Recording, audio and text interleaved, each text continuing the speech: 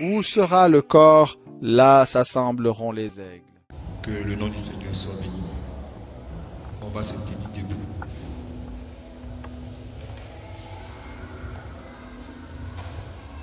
Et on va lire dans le psaume chapitre 1er. Heureux l'homme qui ne marche pas selon le conseil des méchants, qui ne s'arrête pas sur la voie des pécheurs et qui ne s'assied pas en compagnie des moqueurs, mais qui trouve son plaisir dans la loi de l'Éternel et qui la médite jour et nuit.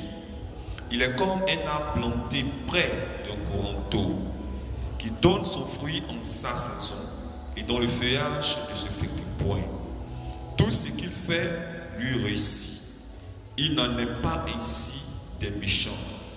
Ils sont comme la paille que le vent dissipe. C'est pourquoi les méchants ne résistent pas au jour du jugement, ni les pécheurs dans l'assemblée des justes.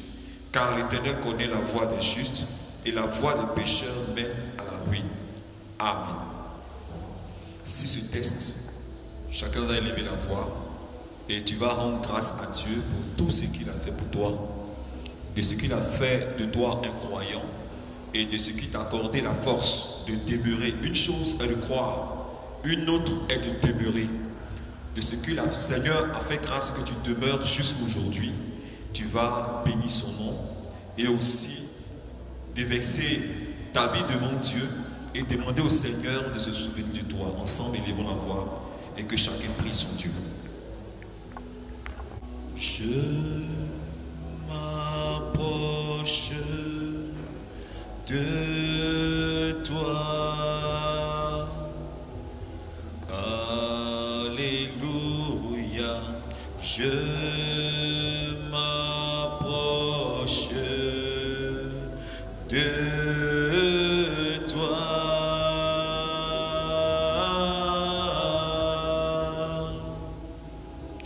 Source de vie, ô source de vie,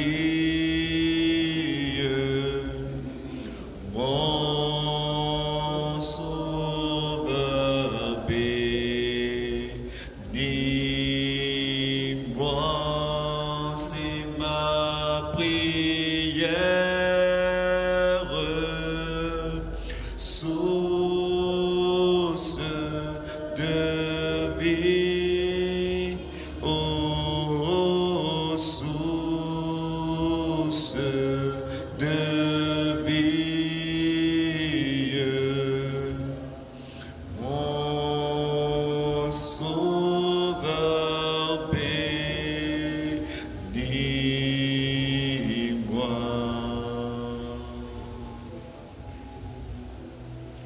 Nous allons encore élever la voix et nous allons recommander ce moment entre les mains de Dieu afin que Dieu vienne encore nous conduire pendant ce moment. Et s'il y a des questions qui nous accordent la sagesse et l'orientation de savoir répondre aux questions de manière juste et brève. Et s'il n'y a pas de questions, que le Seigneur nous conduise dans la prière et qu'il dispose vraiment notre cœur. Ensemble, élevons la voix et prions le Seigneur. Amen. Aujourd'hui, c'est samedi 21 mai 2022. Et nous faisons des questions et réponses par la grâce du Seigneur, comme il a toujours fait dans sa parole depuis le commencement, afin de pouvoir comprendre et savoir comment nous approcher du Seigneur et comment nous tenir dans la foi. Aujourd'hui, nous avons des questions sur... Nous avons 3 questions pour un internaute qui ont été posées le samedi dernier. Et par la grâce, nous efforcerons de répondre à différentes questions. Nous efforcerons de répondre à ces différentes questions. La première question vient du frère Aruna Sawadogo. Qu'est-ce que le mariage et y a-t-il une procédure particulière pour le mariage? Ça, c'est sa première question. Et il y a aussi Assaillé Alphonse Malan.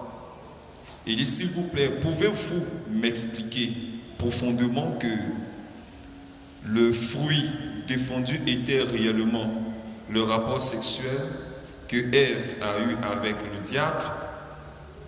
Et deuxième question, c'est pourquoi Dieu a-t-il créé le sexe pour procréer? Pourquoi Dieu a-t-il créé le sexe pour procréer? Je reprends. Première question du frère Aruna Sawadogo. Qu'est-ce que le mariage? Et y a-t-il une procédure particulière pour le mariage? 2. Le frère Assaillé Alphonse Malan. Il demande, s'il vous plaît, pouvez-vous expliquer profondément que le fruit défendu était réellement le rapport sexuel que Ève a eu avec le diable? Sa deuxième question, pourquoi Dieu a-t-il créé le sexe pour procréer? Donc voici les différentes questions que nos bien-aimés frères sur le net nous ont posées pour avoir la compréhension. Certainement, le samedi prochain, ils auront ces réponses-là sur le net. Et pour l'instant, nous allons passer à la première question, qui est: qu'est-ce que le mariage? La question est sur deux volets. Qu'est-ce que le mariage? Deuxième volet, y a-t-il une procédure particulière pour le mariage? Donc je vais donner la parole à nos bien-aimées sœurs. Je vais donner la parole à nos bien-aimées sœurs. Amen. Que le nom du Seigneur soit béni. Voilà. La question qui a été posée est de savoir qu'est-ce que le mariage. Et selon la parole de Dieu, le mariage, d'abord, le croyant doit comprendre que c'est une institution encore divine que le Seigneur lui-même, n'est-ce pas, a, je dirais encore, établi pour ses fils et ses filles. Voilà. On peut, n'est-ce pas, voir cela dans le livre de Genèse. Je n'ai pas le verset. Voilà, Genèse chapitre 2 à partir du verset 24. Disant ceci: c'est pourquoi l'homme quittera son père et sa mère et s'attachera à sa femme et ils deviendront une seule chair. Pour ainsi dire que c'est une institution divine. Voilà. Et maintenant, je peux aussi ajouter pour dire, parce que nous constatons, n'est-ce pas, dans ce monde-là, qu'il y a des hommes qui unissent deux hommes. Il y a des personnes qui unissent deux femmes. Et ils appellent cela mariage. Ce n'est pas la parole de Dieu. En d'autres termes aussi, le mariage est l'union de deux sexes opposés. Voilà. Voilà un peu ce que j'aimerais apporter comme réponse. D'une chose, le mariage est une institution en rencontre, n'est-ce pas, divine du Seigneur. Et de deux, le mariage, n'est-ce pas, est l'union de deux sexes opposés. Voilà ce que j'ai pour Amen. Effectivement, le mariage, c'est une institution, c'est aussi une union légale entre deux personnes de sexe opposé, reposée vraiment sur une base. C'est pas quelque chose qui se fait derrière le mur. Et comme la question est sur deux volets, je vais aborder le deuxième volet de la question. Il a demandé est-ce qu'il y a une procédure particulière. Il y a des étapes dans cette affaire de mariage. Avant d'y arriver, je vais préciser aussi que le mariage, c'est aussi un engagement. C'est un engagement comme le baptême. C'est deux personnes qui s'engagent à marcher ensemble, à vivre ensemble, sur une base. Donc, dans cette procédure, il y a trois étapes. La première, c'est l'étape de la fréquentation, où l'homme, après avoir contacté son pasteur, il va vers la jeune fille dans le but de la fréquenter. Et à la fin vraiment de cette étape, il y a présentation des choses aux parents. Pour le faire, on va lire Nombre chapitre 30 à partir du verset 1, si quelqu'un peut m'aider. Que la jeune fille informe vraiment ses parents, toujours sur le conseil vraiment du pasteur. On passe à la seconde étape qui est l'étape des fiançailles, qui est couronnée par la dot, où le vœu de mariage est fait devant l'envoyé qui est le serviteur de Dieu. Quelqu'un a trouvé Nombre 30? On va le lire. C'est 1. Nombre chapitre 30 à partir du verset 1. Vas-y. Moïse dit aux enfants d'Israël tout ce que l'Éternel lui avait ordonné. Moïse parla au chef des tribus des enfants d'Israël et dit: voici ce que l'Éternel ordonne. Lorsqu'un homme fera un vœu à l'Éternel, ou un serment pour se lier par un engagement, il ne violera point sa parole.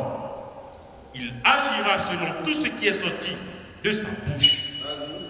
Lorsqu'une femme, dans sa jeunesse et à la maison de son père, fera un vœu à l'Éternel et se liera par un engagement, et que son père aura connaissance du vœu qu'elle a fait et de l'engagement par lequel elle s'est liée. C'est pourquoi j'ai dit que c'est un engagement. Garde le silence envers elle. Tout vœu qu'elle aura fait sera valable. Donc, quand le père a connaissance de la chose, puisque cela vient à lui, et qu'il garde le silence tel que l'Écriture le dit, l'étape-là est validée. On passe à la seconde. Vas-y, continue s'il te plaît. Et tout engagement par lequel elle sera liée sera valable. Mais si son père, le jour où il en a connaissance, tous ses vœux et tous les engagements par lesquels elle se sera liée n'auront aucune valeur. Si le père n'est pas d'accord, la procédure va s'arrêter. Comme j'ai parlé de toi, tu vas prendre Matthieu chapitre 1, parlant de Joseph et de Marie. Je crois à partir du verset 18 là-bas. Matthieu chapitre 1 à partir du verset 18.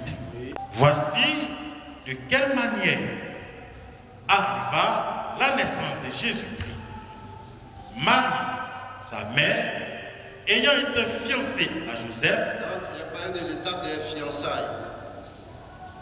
Et dans cette étape, l'homme et la femme, d'abord, la Bible va le briser tout à l'heure. Vas-y, s'il te plaît. Se trouva enceinte par la vertu du Saint-Esprit avant qu'ils eussent habité ensemble. Oui.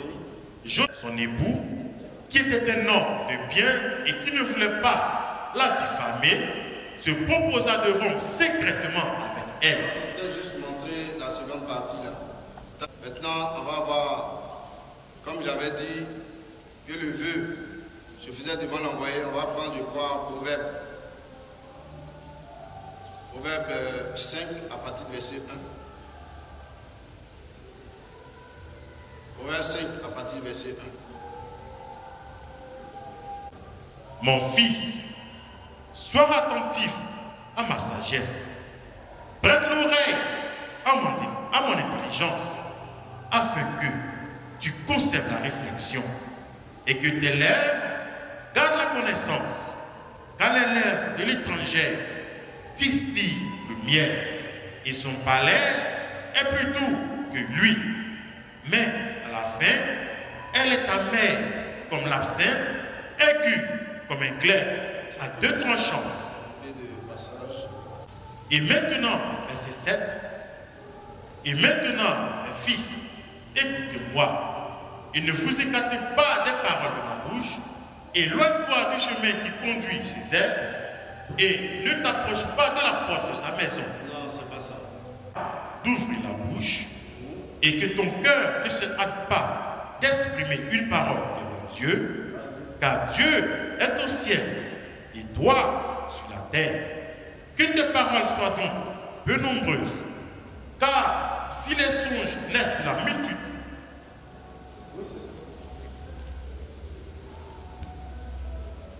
la multitude, des préoccupations, la voix de l'insensé se fait entendre dans la multitude des paroles. Lorsque tu as fait un vœu à Dieu, ne tarde pas à l'accomplir, car il n'aime pas les insensés. Accomplis le vœu que tu as fait. Mieux vaut pour toi ne point faire le vœu que d'en faire un et de ne pas l'accomplir. Ne permets pas à ta bouche de faire pécher ta chair et ne dis pas en présence de l'envoyé que c'est une inadvertance.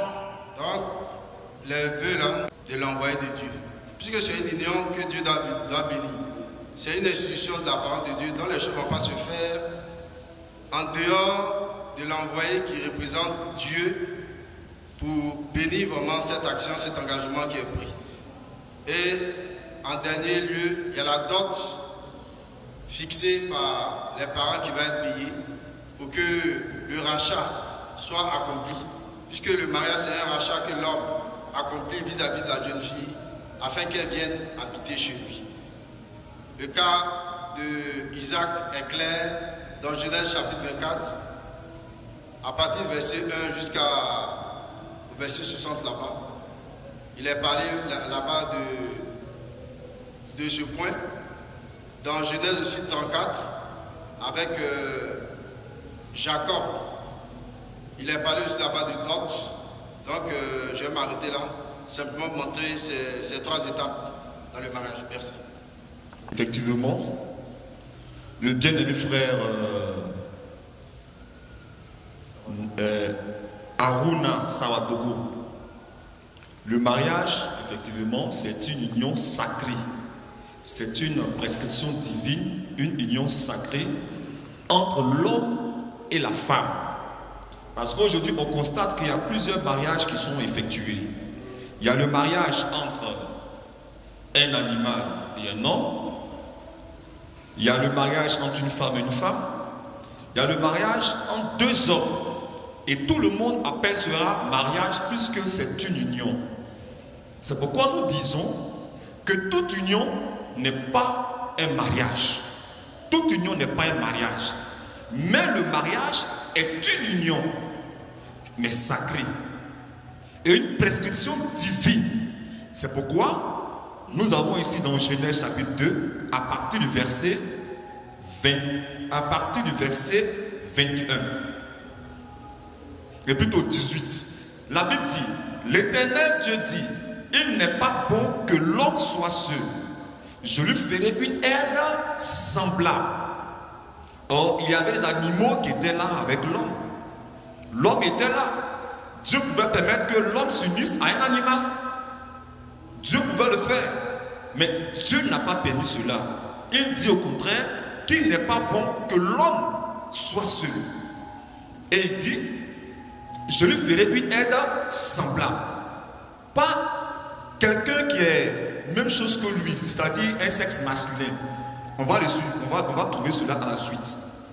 Et au verset 21, la Bible dit, alors l'Éternel fit tomber un profond sommeil sur l'homme qui s'endormit et il prit une de ses côtes et renferma la chair à la place. L'Éternel Dieu forma une femme de la côte qu'il avait prise de l'homme et il l'amena vers l'homme.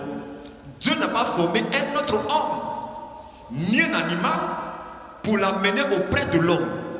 Ce qui était utile pour l'homme, ce n'était pas un animal, parce que les animaux étaient déjà là. Ce qui était utile pour l'homme, ce n'était pas un homme, c'était une femme, un sexe opposé. Alors Dieu prend une partie de l'homme et va maintenant créer un sexe opposé. Et maintenant, quand l'homme se lève de son sommeil, il dit, voici, cette fois, celle qui est os de mes os.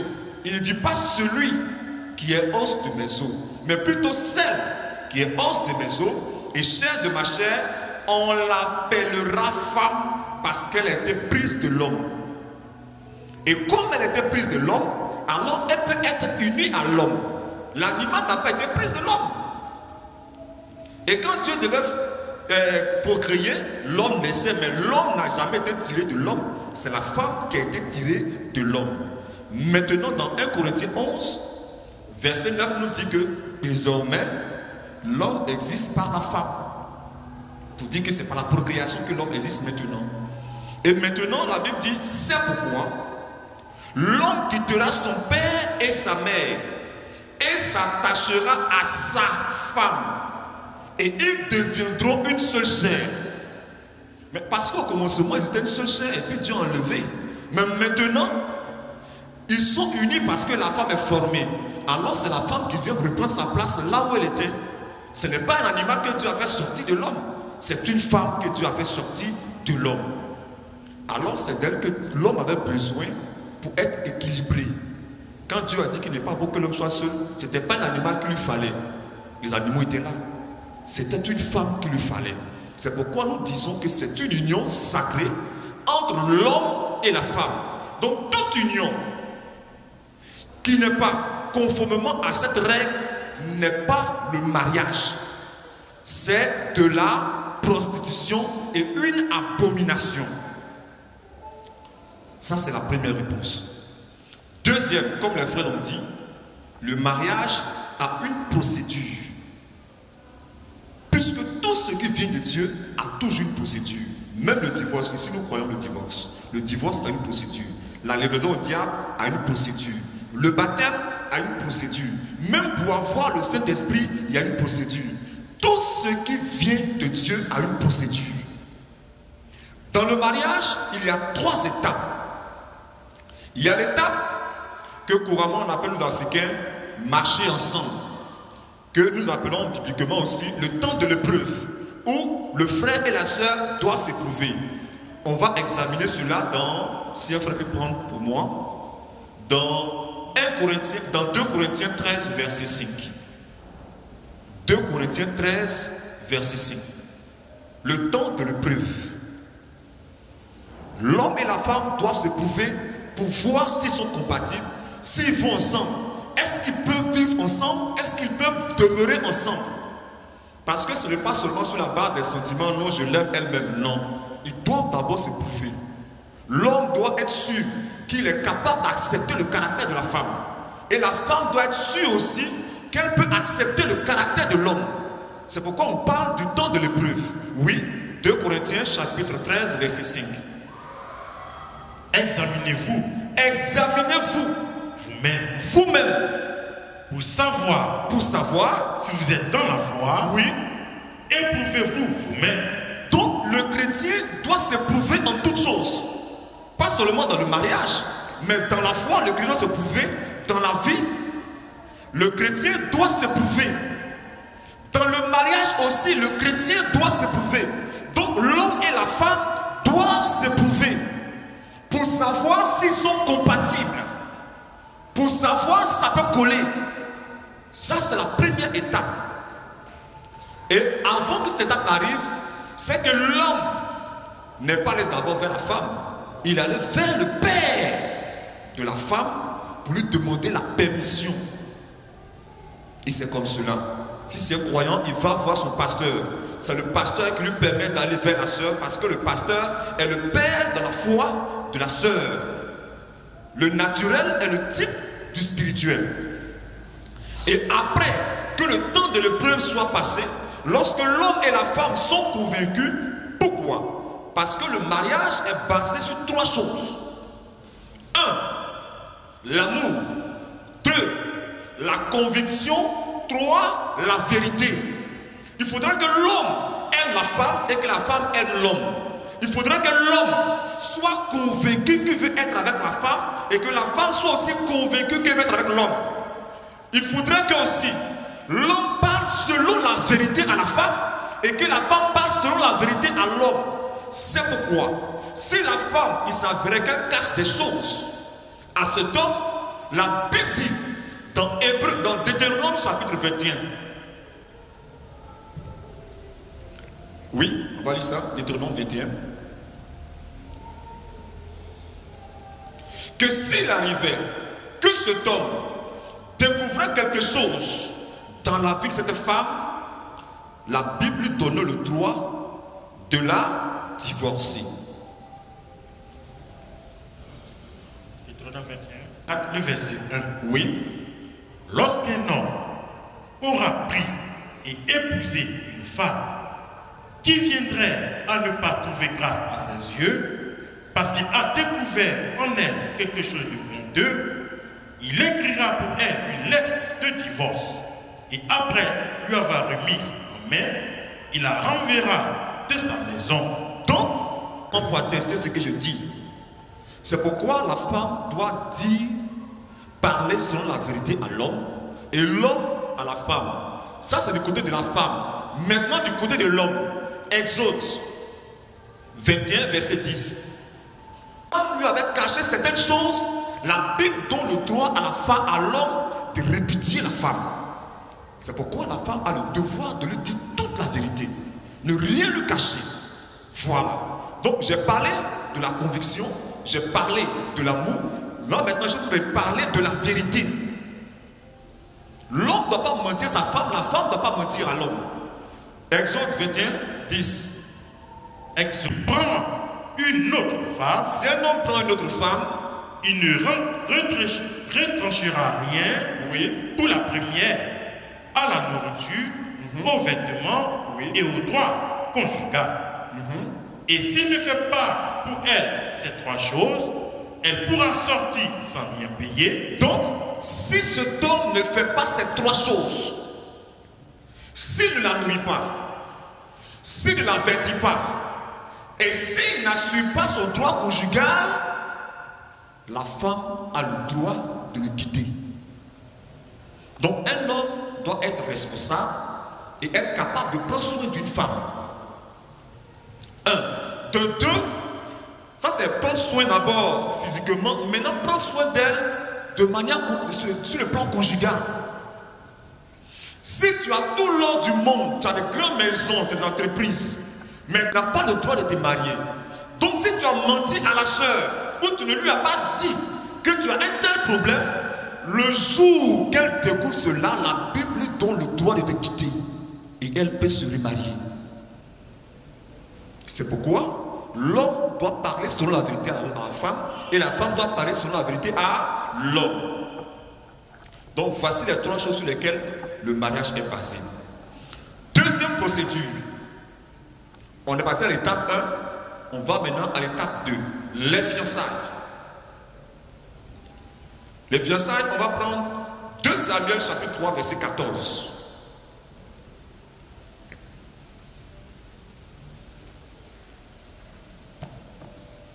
2 Samuel chapitre 3, verset 14. le verset 14.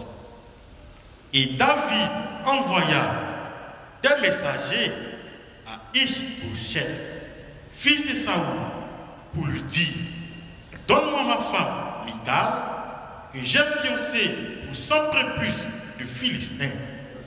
Ish-Bosheth la fit prendre chez son mari. Ça va.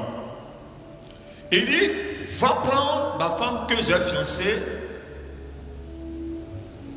avec 100 prépuces de Philistins. Donc les fiançailles, deuxième étape, c'est que nous Africains on appelle communément kokoko. On apporte une offrande, quelque chose, un gage. Maintenant, le mariage, tout ça c'est le mariage, hein. Première étape. La troisième étape, c'est ce qu'on appelle la dot communément.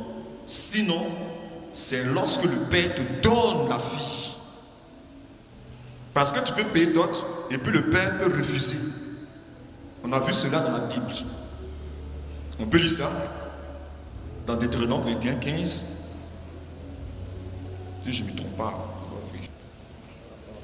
Exode chapitre 22, le verset 16. Si un homme séduit une vierge qui n'est point fiancée et qu'il couche avec elle, il payera sa dot et la prendra femme.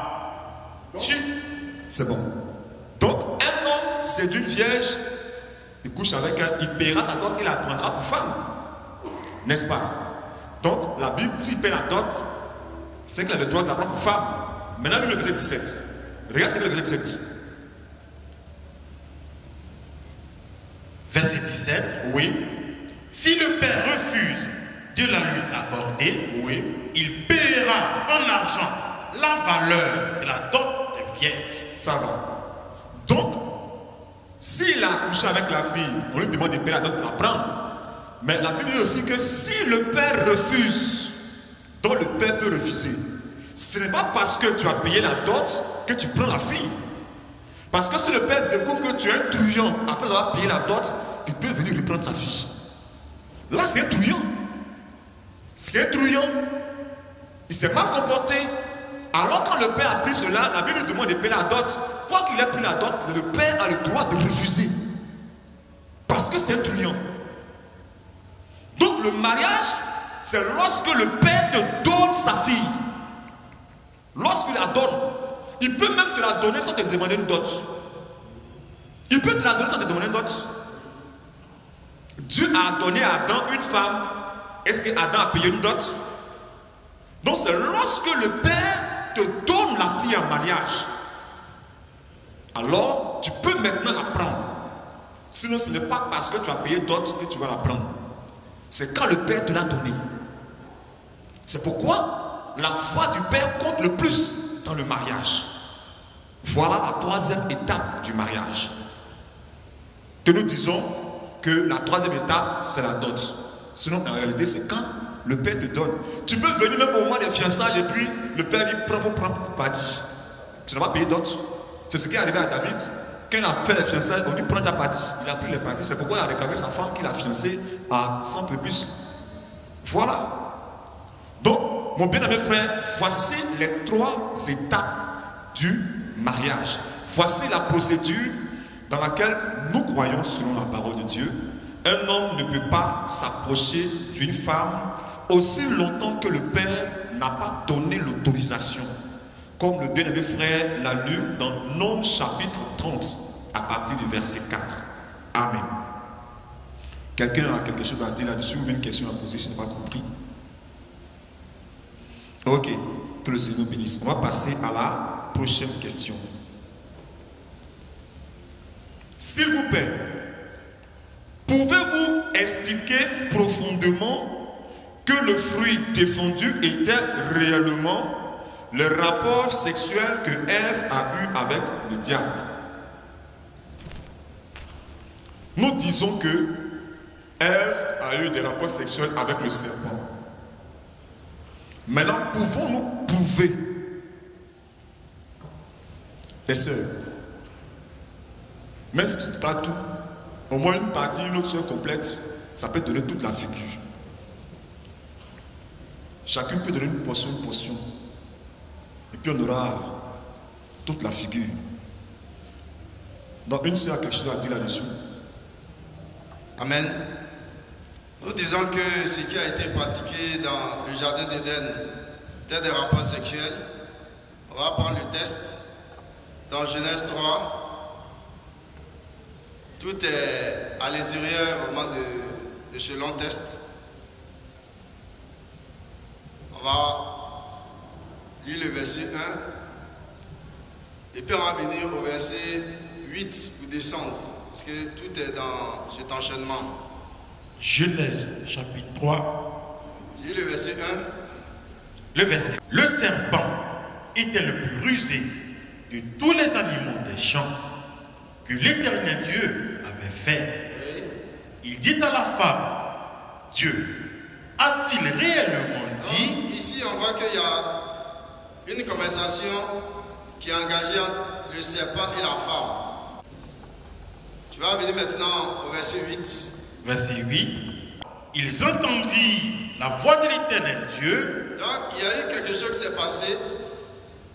Et l'homme et la femme ont entendu la voix de Dieu Qui parcourait le jardin vers le soir. oui, Et l'homme et sa femme se cachèrent loin de la face de l'Éternel Dieu. quelque chose a été fait qui a créé un problème au point où l'homme et sa femme se sont cachés. Donc on veut savoir ce qui s'est passé réellement. Vas-y. Loin de la face de l'Éternel Dieu, au milieu des arbres du jardin. Vas-y. Mais l'Éternel Dieu appela l'homme et lui dit, où es-tu? Oui, on a rendez-vous, tu es où? Il répondit, j'ai entendu ta voix dans le jardin et j'ai eu peur parce que je suis nu et je me suis caché.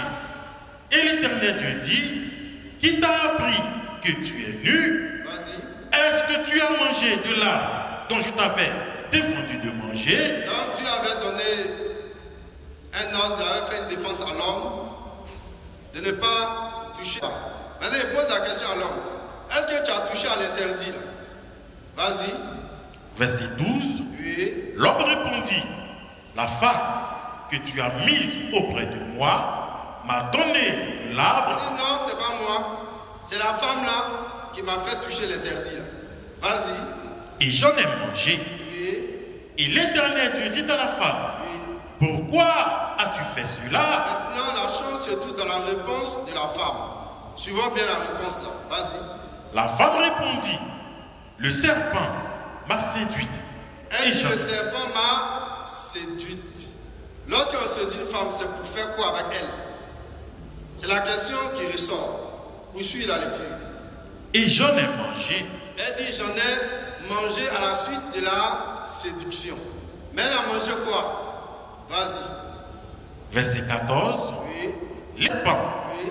puisque tu as fait cela, Oui. tu seras maudit en tout le bétail et en tous les animaux. Donc, comme tu as séduit la femme et elle a consommé quelque chose, la malédiction est ton partage. Vas-y. Tu marcheras sur ton ventre Vas-y. et tu mangeras de la poussière de tous les jours de ta vie. Vas-y. Je mettrai inimitié entre toi et la femme, Vas-y. entre ta postérité et sa postérité. Celle-ci t'écrasera la tête et tu lui blesseras le talon. Vas-y. Il dit à la femme, Maintenant, il vient dans le partage des sanctions, il vient à la femme. Vas-y. j'augmenterai la souffrance de tes grossesses. Donc, ce qu'elle a consommé là a produit une grossesse. Augmenter les souffrances, la souffrance de tes grossesses. Qu'est-ce qu'on consomme qui produit une grossesse? Mon frère, qu'est-ce qu'on consomme qui produit une grossesse? Qui produit des signes de grossesse, les vertiges et autres. Nous savons que c'est les rapports sexuels. On va voir un peu plus cela. Continue, frère, s'il te plaît, la lecture. Avec douleur, Oui. et tes désirs se porteront vers ton mari. Amen. En Proverbe 30, le verset 20, on va voir ce que la dame a consommé. Et avec quoi elle a consommé ça. Est-ce avec sa bouche ou avec autre chose? Vas-y. Du verset 20. Telle est la voix de la femme adultère. Donc ici on nous parle de la femme adultère. Elle a une démarche, elle a une façon de faire, elle a une attitude. Retiens bien, femme adultère. Donc elle va avec quelqu'un d'autre qui n'est pas son mari. Mais un arrêt, quelqu'un d'autre peut prendre Romains 7 pour confirmer ce que je dis. Romains 7, versets 1 à 2. 1 à 2. Dit à des gens qui connaissent la loi, qui connaissent la parole de Dieu. Romains chapitre 7, le verset 1 au verset 2. Vas-y, s'il te plaît. Ignorez-vous, frères, quand je parle à des gens qui connaissent la loi, Vas-y. que la loi exerce son pouvoir sur l'homme aussi longtemps qu'il vit. Vas-y. Ainsi, une femme mariée est liée par la loi à son mari tant qu'il est vivant. Vas-y. Mais si le mari meurt, elle est dégagée de la loi qui la liait à son mari. Va jusqu'au verset Si 3. donc, du vivant de son mari, elle devient la femme d'un autre homme, elle sera appelée adultère. Donc ici, nous parlons de la femme adultère. Reviens dans Proverbe 30, verset 20. Utilisez. Proverbe 30, verset 20. Oui. Telle est la voix de la femme Donc, adultère. on nous montre la démarche. Ce Ce qui s'est passé dans le jardin, là, on va nous montrer ça. Vas-y. Elle mange Oui. et s'essuie la bouche. Donc, elle va avec l'homme là et elle fait sa toilette. Vas-y. Puis elle dit, Oui. je n'ai point fait de mal. Je n'ai point fait de mal. C'est pourquoi dans le même passage là, il est dit qu'il y a des choses que l'homme ne peut pas découvrir. Il dit la tasse de l'homme sur la jeune fille. Une fois que les rapports sont finis, elle va se nettoyer. Qui peut imaginer, qui peut savoir qu'il y a eu rapport sexuel? Donc là, la Bible nous présente clairement qu'il y a eu rapport sexuel, puisque Ève a été appelée adultère. Dans 1 Timothée, chapitre 2, on va prendre à partir du verset 13 jusqu'à 14 là. Chapitre 2, à partir du verset 13. Vas-y. Car Adam a été formé le premier. Vraiment, verset 12. Verset 12. Je ne permets pas à la femme d'enseigner, Vas-y. ni de prendre de l'autorité sur l'homme, mais elle doit demeurer dans le silence. Car Adam a été formé le premier, Ève ensuite. Vas-y. Et ce n'est pas Adam qui a été séduit. Donc, la Bible nous précise ici que ce n'est pas Adam qui a été séduit. Vas-y.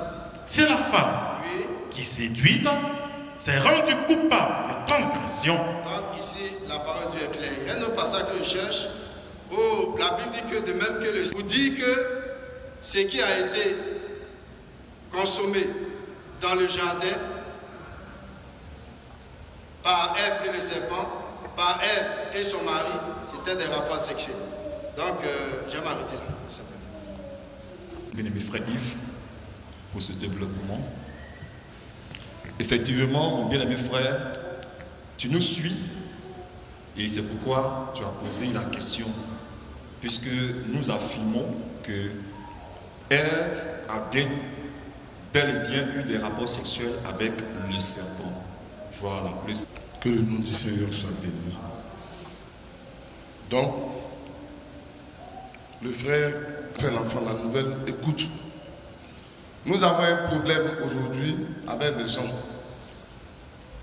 Dans le jardin d'Éden, le premier péché qui a été commis là-bas, dans le jardin d'Éden, était le péché sexuel. C'est pourquoi il est dit, mon frère, naturellement, avant de venir à la Bible, que la prostitution est le plus vieux métier du monde. Mais qui s'est prostitué dans les temps anciens? C'est la première femme, Ève, qui était femme déclarée par Dieu de Adam. C'est Dieu qui a donné Adam et Ève à Adam comme femme. À quel moment on dit qu'elle s'est prostituée? C'est lorsqu'elle a laissé son mari et elle a pratiqué un acte intime, sexuel, avec celui qu'on appelle le serpent. Maintenant, le problème qui vous inquiète, ce qui vous choque, comment est-ce que nous et d'autres personnes sur la terre, après avoir lu la Bible, nous pouvons dire que Ève est sortie avec un serpent? C'est ça votre problème. C'est ça votre problème. Mais si seulement vous avez l'identité de ce serpent, alors je crois que ça pourrait nous aider à comprendre qu'elle pouvait avoir des rapports sexuels avec ce serpent. Puisque la Bible, dans la Bible, il est écrit, et Dieu dit que il va mettre une guerre, une mésentente entre la postérité du serpent et la postérité qui viendra de la femme. Ce qui veut dire que le serpent allait avoir des êtres vivants qui allaient sortir de lui, et ces êtres vivants-là allaient toujours vivre avec les hommes, les êtres vivants aussi, qui allaient sortir de la femme, et cette postérité du serpent allait toujours avoir affaire à la postérité de la femme. voyez qu'on sort d'un certain cadre. On ne dit pas qu'on aura des problèmes avec les magouilleurs, même chiens, ils poursuivent l'homme. Mais ce n'est pas de ça qu'il parle. Donc on va revenir dans la Bible. Je demande à ce que ma soeur comprenne bien. Ce n'est pas un plaisir pour nous de nous tenir ici pour dire que non, que Ève est sortie avec le serpent qui est un animal. Mais qui est le serpent? Qui est le serpent? Voilà. Qui est le serpent? Parce que j'aimerais que le frère suive ma démarche. J'irai plus loin pour montrer que lorsque les gens ne connaissent pas Dieu, un homme qui ne connaît pas Dieu et une femme qui ne connaît pas Dieu, mais c'est deux animaux qui sont ensemble. C'est des animaux. Bibliquement, je vais vous montrer que lorsque une fille de Dieu sort à des rapports avec quelqu'un qui ne connaît pas Dieu, cette fille-là a des rapports avec un animal. C'est dans la Bible. Voyez? Donc, si on comprend ces choses-là simplement, on va comprendre que ce n'est pas un problème. Donc, on va prendre le verset pour lire ça dans la Genèse. Genèse chapitre 3, qu'est-ce qu'il est dit? À partir du verset 1. Le serpent était le plus rusé de tous les animaux des champs. Le serpent était le plus rusé de tous les animaux des champs. Que l'Éternel Dieu avait fait. Était le plus rusé de tous les animaux. Amen. Des champs que l'Éternel Dieu avait fait. Vas-y. Verset 8. Puis l'Éternel Dieu planta un jardin en Éden du côté de l'Orient et il y mit l'homme qu'il avait formé. L'Éternel Dieu fit pousser du sol des arbres et de toute espèce agréables à voir et bon à manger. Donc, j'aimerais attirer la question de ce frère. Comment il s'appelle? Celui qui a posé la question sur le net. Assaillé Alphonse Malan. J'aimerais attirer, comme on appelle sa question, son attention et attirer l'attention de ma soeur. Voilà comment est-ce qu'il faut lire pour comprendre. Ici, il est dit que l'Éternel Dieu a fait quoi? Il a fait pousser tous les arbres de toute espèce sur la terre. Donc, on parle des arbres que Dieu a fait pousser. Continue. Agréable à voir et bon à manger. Tous ces arbres-là, agréables à voir et bon à manger. Et l'arbre de la vie au milieu du jardin. Et vous voyez, on commence maintenant à différencier. Il y a un arbre. Ici, la Bible est en train de dire que l'Éternel a fait tous les arbres. Maintenant, si vous lisez bien, vous allez voir qu'il va commencer à parler de deux autres arbres qui sont différents de tous les autres arbres. Et c'est cette manière de faire de Dieu là, que les gens ne comprennent pas. C'est cette manière de faire de Dieu. C'est sa façon de faire, afin qu'en lisant, on ne comprenne pas. Afin qu'en lisant, on ne comprenne pas. Pourquoi? Parce que c'est Dieu qui doit nous amener à comprendre sa parole par la révélation. C'est pourquoi il dit que la lettre tue, mais l'Esprit de Dieu donne la vie, la compréhension à ce que nous lisons. Il y a eu même un Éthiopien à qui il a été dit dans le désert, comprends-tu ce que tu lis? Et il dit, comment je peux comprendre ce que je suis en train de lire si quelqu'un ne me l'explique pas? En fait, c'est quelqu'un qui va lui expliquer, c'est quelqu'un qui a la révélation de ce que l'autre dit. Quelqu'un à qui Dieu a montré. Donc, vous ne pouvez pas lire la Bible à la maison seule. C'est bien de la lire. Mais après, il faut venir poser des questions aux anciens. C'est pourquoi sur la terre, les pasteurs ont un rôle.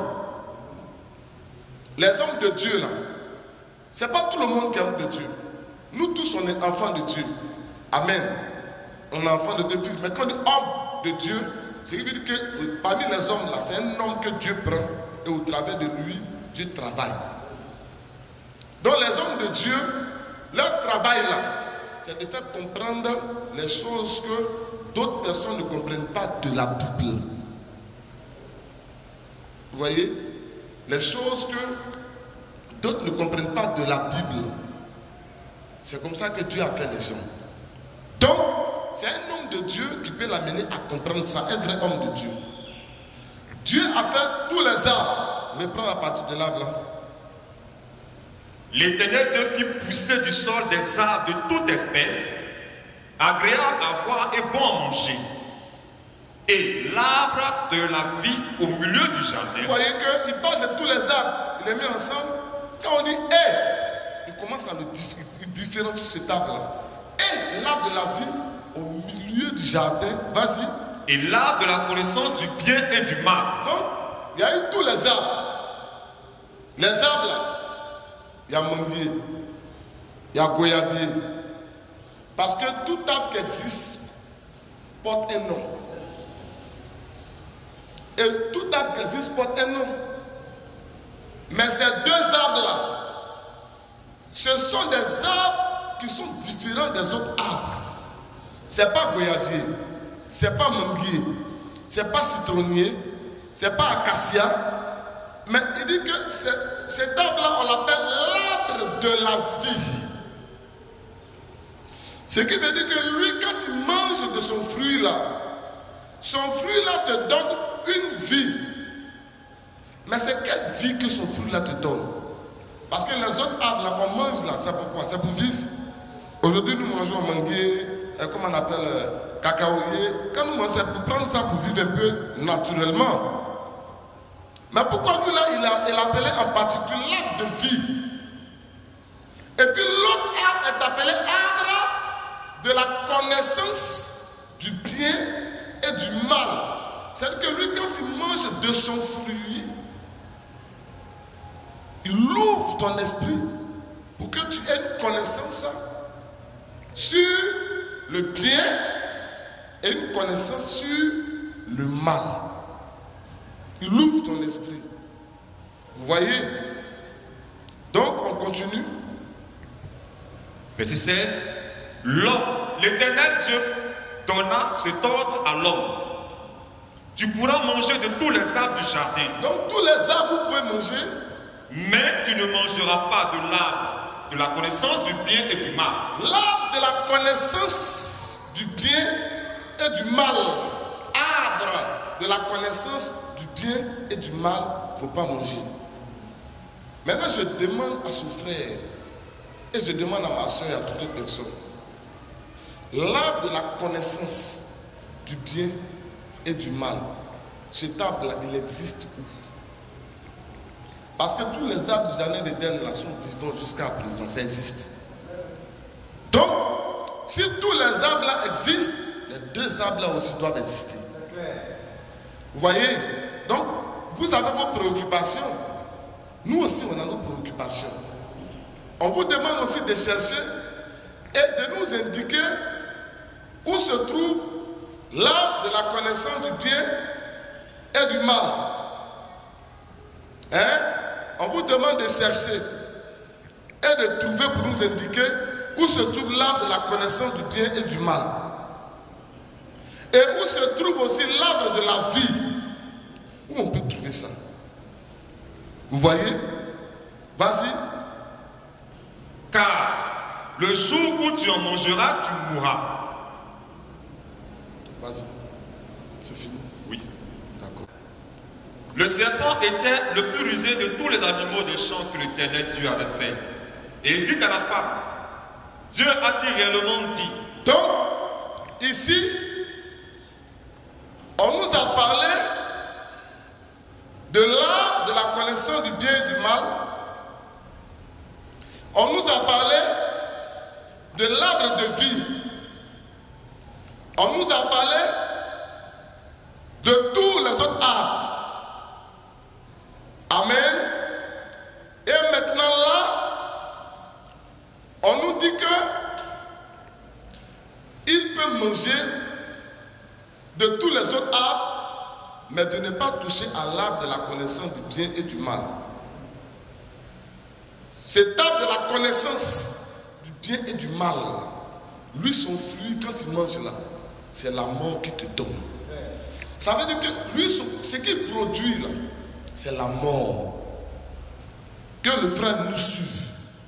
Les rapports sexuels, on va venir d'abord avec ça. Ce n'est pas seulement les rapports sexuels que vous devez ça comprendre. C'est de comprendre un peu le texte même de la Genèse en rapport avec tout ça, le texte. Vas-y. Dieu a-t-il réellement dit? Le diable vient et puis il dit, Dieu a-t-il réellement dit? Vous ne mangerez pas de tous les arbres du jardin. Vous ne mangerez pas de quoi? De tous les arbres du jardin. En fait, Dieu a dit de manger de tous les arbres du jardin. Amen. Mais comme le serpent dont on parle, après on verra que c'est le diable. Comme il sait que c'est de lui que Dieu a parlé, lui il sait que c'est de lui que Dieu a parlé, alors il ne peut pas venir dire aux enfants de Dieu, est-ce que Dieu vous a dit de ne pas causer avec moi? Est-ce que Dieu vous a dit de ne pas prendre ce qui sort de moi? Il ne peut pas se dévoiler lui-même. Donc qu'est-ce qu'il fait? Il se cache, il se soustrait de tout ce que Dieu a dit et il envoie l'esprit de Adam et puis des enfants de Dieu ailleurs. Dieu a-t-il réellement dit que vous ne devez pas manger de tout arbre? Or, c'est de lui que Dieu a parlé. J'aimerais que les gens comprennent. Vas-y. La femme répondit au serpent. La femme répond au serpent. Nous mangeons du fruit des arbres du jardin. Nous, on doit manger du fruit des arbres du jardin. Mais quant au fruit Oui. de l'arbre qui est au milieu du jardin, Mais quant au fruit de l'arbre au milieu du jardin, Dieu a dit, vous n'en mangerez point. La femme a menti. Ce qu'elle dit là, c'est pas ce que Dieu a dit. Parce que l'arbre de vie était planté où ça? Au milieu du jardin. Lui, on devait manger cet arbre de vie là. On peut mettre de tout autre arbre aussi. Vous voyez? Mais il y a un arbre qu'on ne devait même pas manger. C'était l'arbre de la connaissance du bien et du mal. Vous voyez que Ève ne cite pas la chose convenablement. Est-ce que vous suivez bien? C'est tout ça là qu'il faut comprendre pour pouvoir cerner quand on parle du fruit qu'ils ont mangé sur le sexe là. C'est tout ça. Comprendre. C'est comme ça qu'il faut lire et méditer la chose. Vas-y. Quant au fruit de l'arbre qui est au milieu du jardin, Dieu a dit, Quant au fruit de l'arbre au milieu du jardin, Dieu a dit, vous n'en mangerez point, vous n'en mangerez point, et vous n'y toucherez point, et vous ne toucherez point, de peur que vous ne mouriez. de peur que vous ne mouriez. Donc, là directement, Ève est dans la confusion. Ève ne sait pas de quoi il s'agit concernant la parole de Dieu. Parce que c'est à Adam que Dieu a parlé. Donc c'est Adam qui avait le discernement correct. Et si le diable se plaçait devant Adam pour parler et converser, Adam allait lui dire non, il a dit de faire attention à toi. Mais comme c'est à Adam que Dieu a parlé, et quand Dieu a parlé à Adam, la femme n'était pas là. Est-ce que vous comprenez? La femme, je crois bien même qu'elle n'existait pas. Elle n'existait pas. C'est après qu'il a été endormi et il a fait quoi? Et puis maintenant ils ont fait sortir Ève. Donc, Ève, Adam lui rend un témoignage, mais elle devrait avoir la révélation aussi de par Dieu. Donc elle est totalement dans la confusion. Est-ce que vous suivez bien? Il y a beaucoup d'éléments qu'il faut comprendre. Parce que Dieu a dit que l'arbre de la connaissance, et il plaçait au milieu du jardin l'arbre de vie, et l'arbre de la connaissance du bien et du mal. C'est pas ce qui est écrit. Mais quand Ève a parlé, c'était comme s'il y avait un seul arbre qui était au milieu. Je ne sais pas si vous suivez bien. Et c'était comme si on n'allait même pas toucher à ce seul arbre-là. C'était une erreur. C'est pourquoi nous disons que dès le départ, même la femme ne peut pas prêcher. Dès le départ, elle mélange tout. Vous avez compris? Maintenant, on continue. Alors, le serpent dit à la femme, vous ne mourrez point, mais Dieu sait que le jour où vous en mangerez, vos yeux s'ouvriront et que vous serez comme des dieux, connaissant le bien et le mal. La femme vit que l'arbre était bon à manger et agréable à la vue. La femme vit quoi? Que l'arbre était bon à manger et agréable à la vue. Et agréable à quoi? À la vue. À la vue. Elle vit. Amen. Et pourtant, il est bien écrit que tous les arbres que Dieu avait faits étaient beaux à la vue et agréables. C'est pas ce qu'il a dit. Tous les arbres que Dieu avait faits là, quand tu regardes, c'est déjà agréable. Mais pourquoi c'est maintenant qu'elle découvre un autre arbre? Parce que là, le verset montre qu'elle découvre maintenant la beauté d'un autre arbre. Est-ce que vous suivez? Qui n'a pas suivi cette partie? Qui n'a pas suivi? Qui n'a pas suivi? Parce qu'on dit, la femme vit que l'arbre était beau à manger et agréable à la vue. Elle vit, c'est maintenant qu'elle vient de voir. Et pourtant, elle est dans le jardin il y a longtemps et il est écrit que tous les arbres que Dieu a fait étaient agréables à la vue et puis, comment on appelle, bon à manger. Est-ce que vous me suivez bien? Donc là, elle découvre un autre arbre. Et c'est là maintenant, on doit maintenant mettre notre matière grise, notre réflexion en marche. Et pour comprendre ça, il faut que Dieu nous envoie un prophète. C'est pourquoi le monsieur là, il faut qu'il comprenne que nous on dit William Branham est un vrai prophète. Il ne faut pas, il va se fâcher, comme vous allez dire les branhamistes. Non, ce monsieur nous a aidé à voir les choses qu'on ne voyait pas.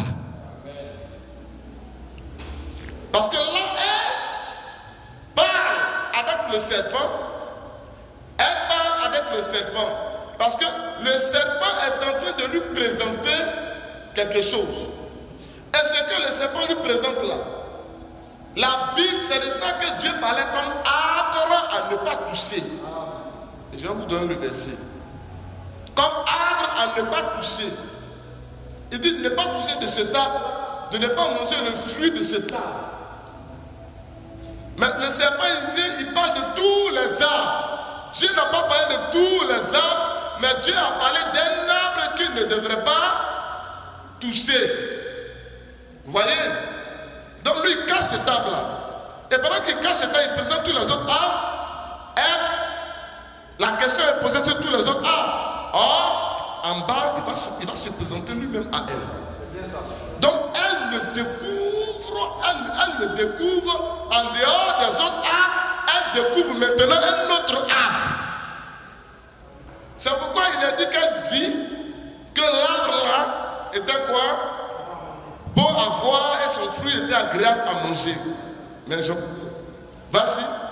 La femme vit que l'arbre était bon à manger et agréable à la vue. Agréable à la vue. Et qu'il était précieux pour ouvrir l'intelligence. L'arbre là était précieux pour ouvrir l'intelligence.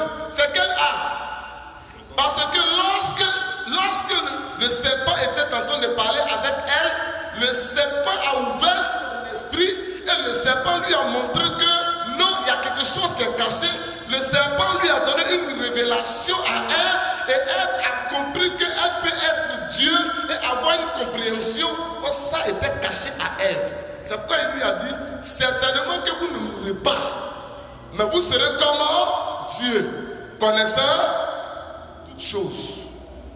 C'est là où Ève intervient et puis Ève dit que l'arbre était beau, bon à manger et son fruit était précieux. Pourquoi? Ouvrir l'esprit. Parce qu'en parlant avec ce serpent, son esprit a été ouvert sur quelque chose. Est-ce que vous me suivez? Vous me suivez? Continue. Et qu'il était précieux pour ouvrir l'intelligence. Oui.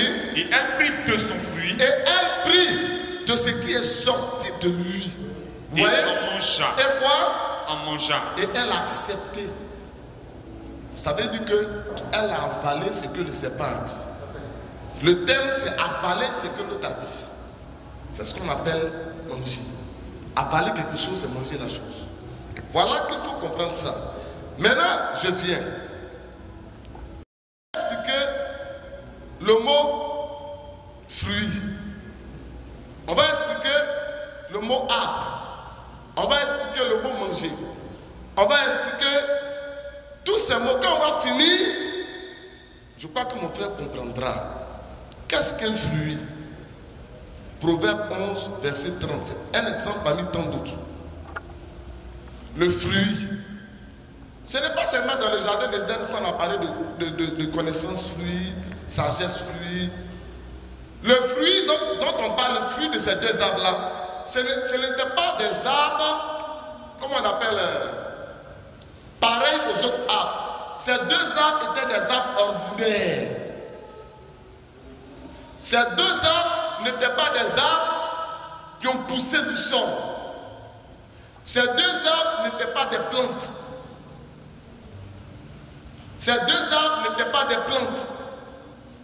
Il n'y a pas une plante qu'on appelle l'arbre de la vie et il n'y a pas une plante qu'on appelle l'arbre de la connaissance du bien et du mal. Ça n'existe pas. Ces deux arbres-là étaient des arbres symboliques. C'était des arbres qui symbolisaient des présences, comme on appelle, autres que les autres arbres. Maintenant, on doit chercher à les identifier. Vas-y. Proverbe 11, verset 30.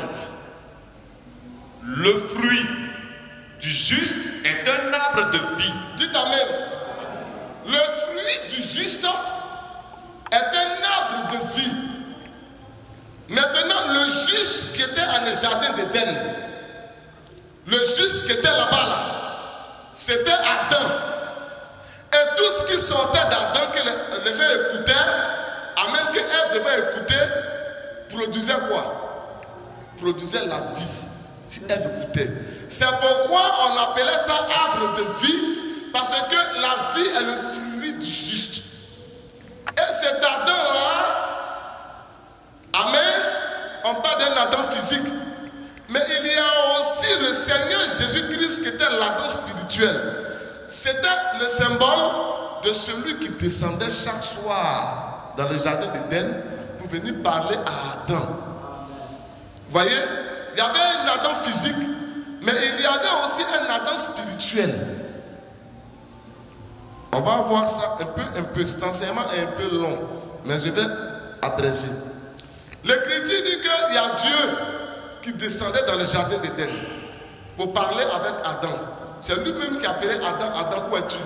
Quand Dieu descend, il est dans un corps ou bien il n'est pas dans un corps? Parce que Adam pouvait se cacher de ce corps. Et ce corps pouvait chercher l'autre Adam. Vous voyez un peu? Donc, il y avait qui? Il y avait celui qui descendait, qui était Dieu. Mais Dieu était qui? Dieu, il était qui? Quand Jésus-Christ vient, Jésus-Christ nous explique qu'il est lui-même l'arbre. Et il est parlé de Jésus comme étant l'arbre de vie dans la Bible. Vous voyez?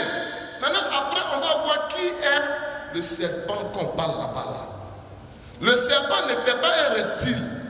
Si vous avez compris que le serpent ne rampait pas, parce qu'il est dit, je veux que mon ami là comprenne, que le serpent dit à Ève. Et Ève dit au serpent. Et le serpent dit à Ève. Et Ève dit au serpent.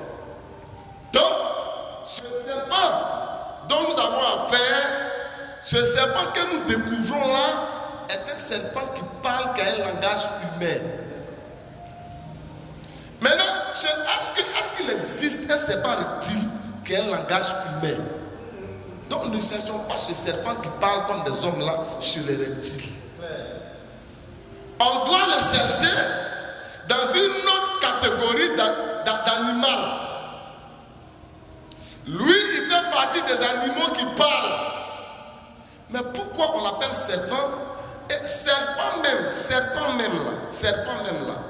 Est-ce que la définition de serpent même d'abord, c'est foncièrement reptile? Vous voyez? Le lézard est un reptile, oui ou non? Le magouillat est un reptile, oui ou non? Mais pourquoi on ne les appelle pas serpents? Maintenant, le serpent, c'est un reptile, oui ou non? C'est un reptile. Mais pourquoi lui, il est appelé parmi les reptiles serpent? Donc, serpent n'est pas le nom qu'on donne forcément aux reptiles.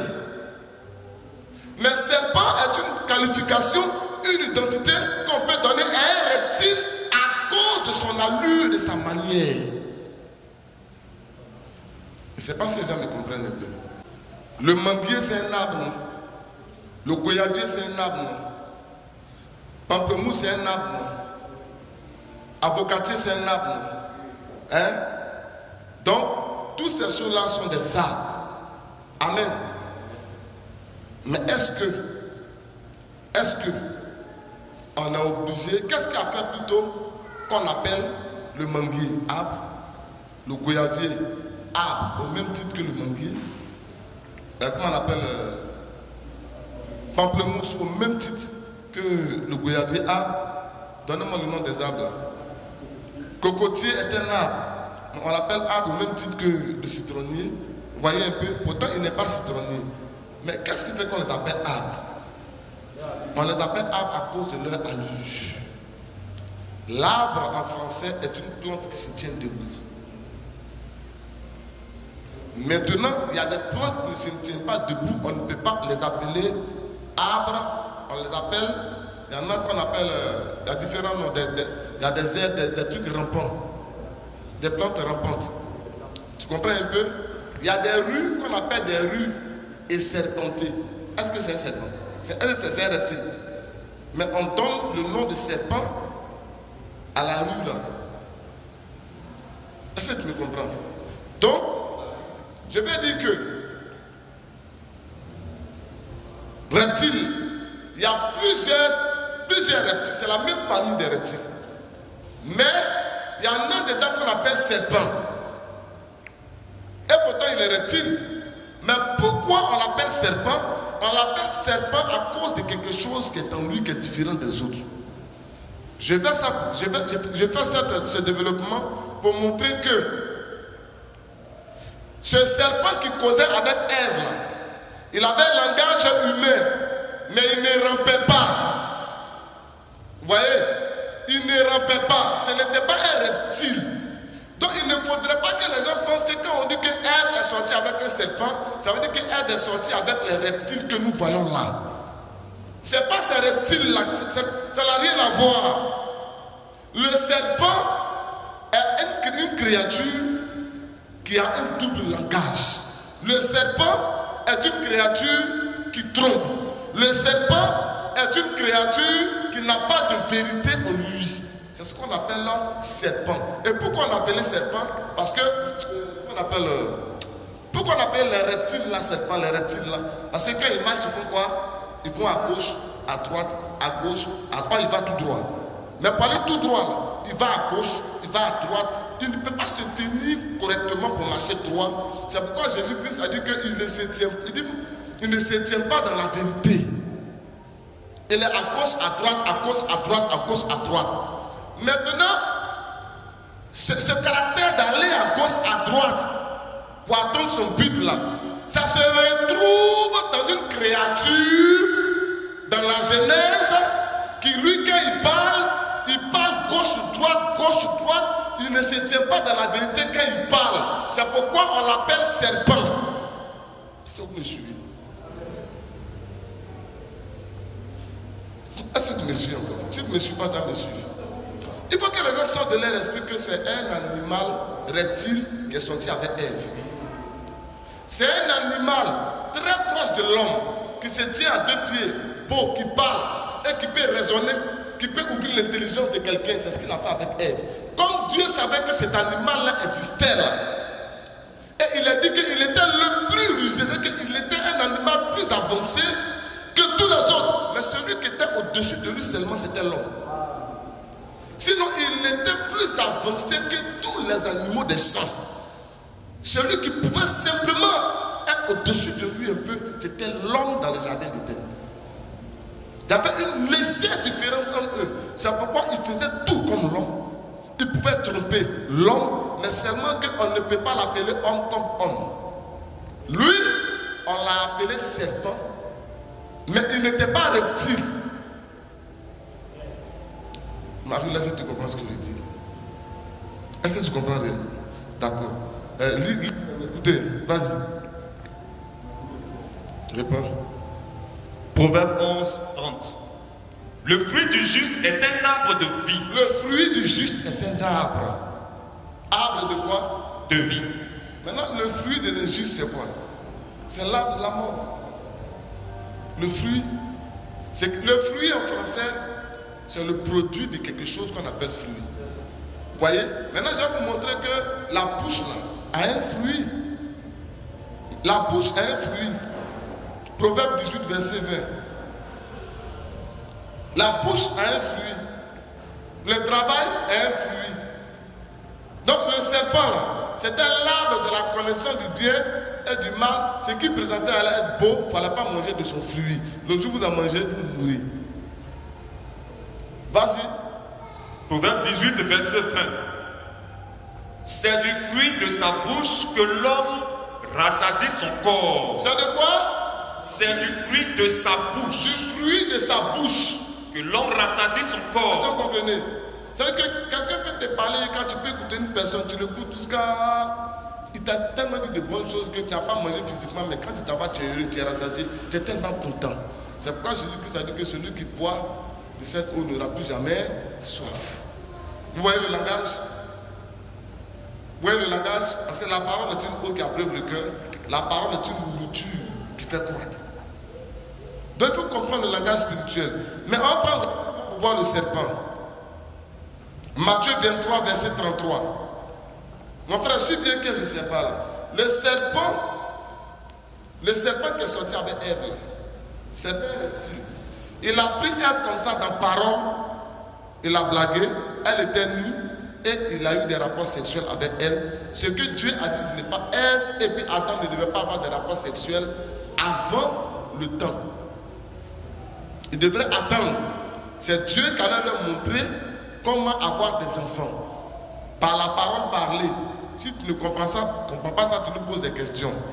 Mais le diable est venu, il a montré que de laisser faire des puissances des paroles là de côté, il faut vivre dans la chair. Qu'est-ce que tu as là? Voilà comment est-ce qu'on peut utiliser ça. Et il avait ce sexe là. C'était un animal qui avait ce sexe là. Et il est allé avec la femme. C'est ce que la Genèse exprime par des symboles. Vas-y. Matthieu 23, verset 33. Serpent, Oui. race de vipère, Serpent, race de vipère. comment échapperez-vous Oui. au châtiment de la géhenne? Mais à qui Jésus parlait là? Il parlait aux gens. Il les a appelés qui? Serpent. Mais est-ce qu'il a dit couleuvre, python, bois, tout ça là? Il a dit quoi? Serpent. Race de vipère. Mais est-ce que c'était des reptiles qui étaient devant lui? C'est pourquoi il vous expliquait que ce n'est pas parce que tu es reptile qu'on t'appelle serpent. Reptile est appelé serpent parce qu'il se tortille, il ne se tient pas. Il n'a pas de colonne vertébrale, il ne se tient pas. Je vais aller plus loin. Apocalypse 20, verset 2.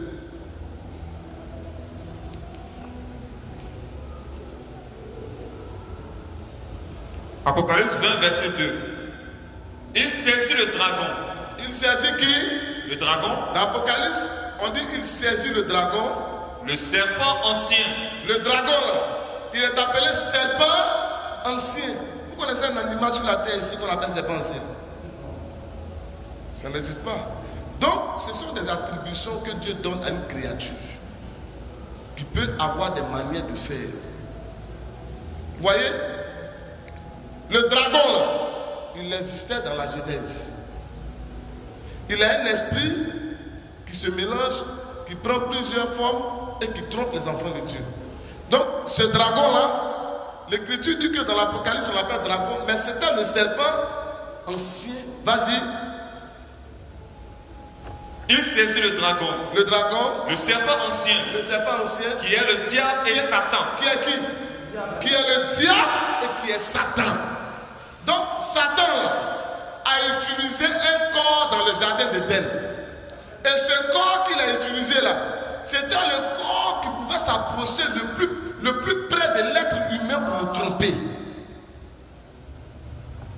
Tu vois, parmi les animaux que Dieu a fait, quand Satan a regardé, il a vu que c'est celui-là, mais pour t'avoir, on prend qui? On prend celui qui s'approche le plus proche de toi. Vous voyez? C'est pourquoi on dit le dragon, le serpent ancien, le diable. Vous voyez un peu? C'est lui seul qui s'appelle comme ça. Donc c'était le diable qui était là-bas. Mais celui qui n'était pas le diable, c'était Adam qui était fils de Dieu. Donc c'est avec Adam qu'elle devait avoir des rapports, mais elle a laissé Adam et puis elle allait sortir avec quelqu'un qui ressemblait à l'homme, mais qui en fait était un animal. J'en viens sur l'homme animal. Il ressemble à l'homme, il parle comme l'homme, il agit comme l'homme. Il peut faire enfant avec une femme, enfin l'homme va sortir. Amen. Mais vous allez voir que c'est un homme purement animal. C'est un animal réel. Seulement qu'on a quitté la brousse et il est venu en ville. Est-ce que vous me suivez? Cet homme animal-là, il existe toujours. Il est très proche des fils de Dieu. Il est comme un fils de Dieu. Il parle comme un fils de Dieu. Mais très proche. Mais place seulement la parole comme il n'a pas accepté la parole dans le jardin d'Éden. Et comme il n'a jamais pu expliquer correctement la parole de Dieu, il n'a jamais voulu le bien de la parole de Dieu, cet homme-là, quand il prend la parole de Dieu, il tord toujours cette parole. C'est lui le serpent. Aujourd'hui, et c'est lui qui était le serpent dans le jardin d'Éden, parce que ces espèces-là n'ont pas disparu. Et c'est jamais compris. C'est pourquoi il est dangereux pour vous de vous allier aux païens. Païens, peuple sans Dieu. Quelqu'un qui n'a pas l'esprit de Dieu, frère Branham dit que c'est une brute. Il peut prendre un homme, le d'occuper pour mettre dans le sac et puis aller vendre sa tête. Est-ce que vous comprenez? On dit l'homme animal. L'apôtre Paul dit que nous avons combattu contre des brutes, des animaux. C'est des hommes qui sont quoi? Hors de sens. Continue. C'est fini. Apocalypse 12, verset 9. Regardez, hein. Ce même qui séduit là, ce même qui séduit, c'est pourquoi une fille ne doit pas séduire un homme. Un homme ne doit pas séduire une fille. Non. La fille là, tu vois, elle te plaît, elle t'a touché. Tu vois, tu lui parles pour le marier. Mais séduire veut dire qu'elle utilise des manières pour t'avoir, pour te piéger, pour t'avoir. Vous comprenez? Donc vous ne devez pas le faire. Si le monde vous trouve séduisante, ce qui veut dire que vous êtes quelqu'un de méchant et de mauvais. On ne doit pas passer notre temps à nous séduire. La séduction vient du diable. Vas-y mon frère. Apocalypse 12, verset 9. Apocalypse 12, verset 9, suivez bien. Et il fut précipité. Oui. Le grand dragon. Le grand dragon. Le serpent ancien. Le serpent ancien. Appelé le diable et Satan. Appelé le diable et Satan. Celui qui séduisit toute la terre. Celui qui quoi? Séduisit toute la terre. La séduction veut dire la tromperie.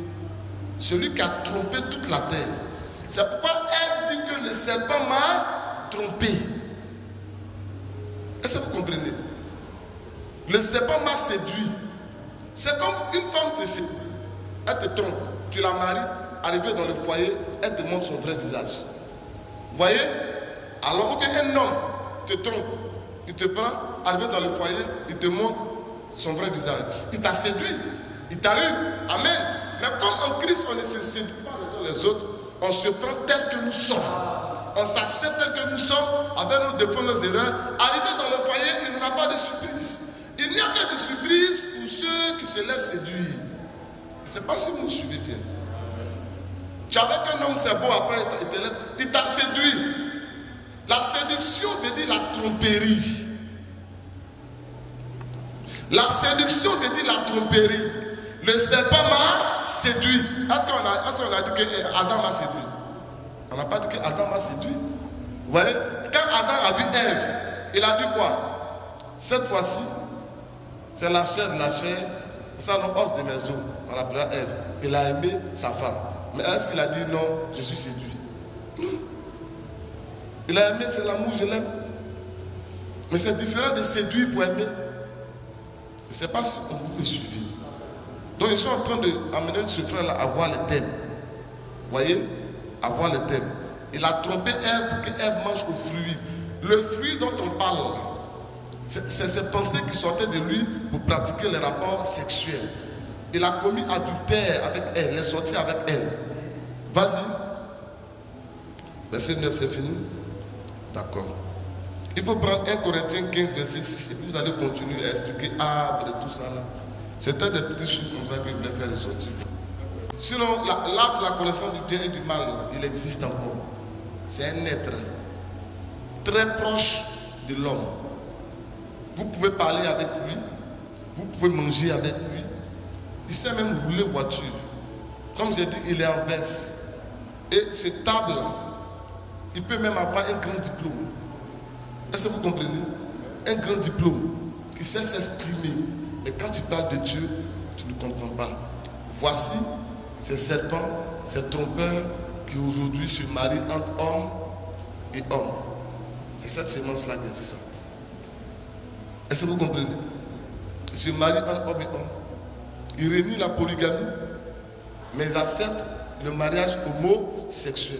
C'est pourquoi vous, les enfants de Dieu, quand vous récitez la parole de Dieu et qu'on parle de la polygamie, oh non, ce n'est pas la parole, vous n'êtes pas trop loin de ces serpents-là. Frère Branham m'a parlé de ça. Il dit, quand tu rejettes la parole de Dieu, il dit, un fils de Dieu ne peut pas rejeter, ainsi dit le Seigneur. Le péché impardonnable, c'est de rejeter ce qui vient de Dieu. Donc, vous cherchez les serpents. Mais le serpent, c'est la nature de ton esprit, là. Qui rejette la vérité et qui prennent vos maris à la maison. Vous voulez les séduire, changer même leur esprit. Et pourtant, tout le monde n'est pas destiné à ça. Seulement, il faut accepter la parole de Dieu et laisser venir à toi la volonté de Dieu. C'est tout. Mais le diable a combattu la volonté de Dieu dès le jardin d'Éden. Il a attrapé ceux à qui Dieu parle. Parce que Dieu ne lui parle pas. Vous voyez, il n'y a pas sa part dedans.